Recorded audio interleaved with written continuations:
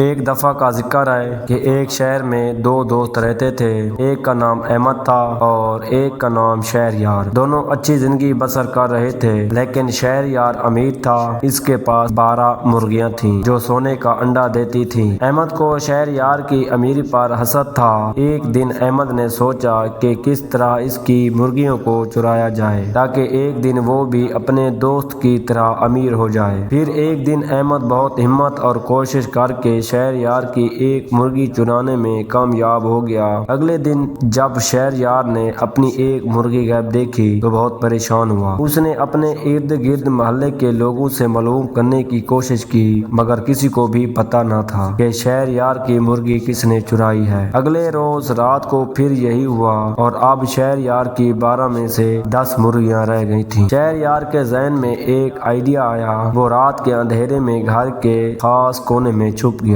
اس نے دیکھا کہ اس کا دوست احمد ہی آدھی رات کو گھر میں گھس کر شہریار کی مرغیاں چراتا ہے۔ شہریار یہ دیکھ کر بہت حیران بھی ہوا اور مایوس بھی کہ اس کا اپنا دوست ہی اس کی خوشیوں میں ڈاکہ ڈال رہا ہے۔ پھر کیا تھا، شہریار چور کو پکڑنے میں کامیاب ہو گیا اور احمد کو اس کے جرم کی سزا ملی۔ احمد کے ہاتھ سزا کے طور پر کاٹ دیے گئے۔ احمد اپنی غلطی پر بہت بدنام تھا اور شہر کے باقی لوگ بھی اس سے عبرت حاصل کر رہے تھے۔ پیارے بچوں، ہر ہاتھ ملانے والا شخص دوست نہیں ہوتا۔ اگر یہ سٹوری آپ کو اچھی لگی ہو تو میرے چینل کو سبسکرائب اور ویڈیو کو لائک کر دیجیے گا۔ شکریہ۔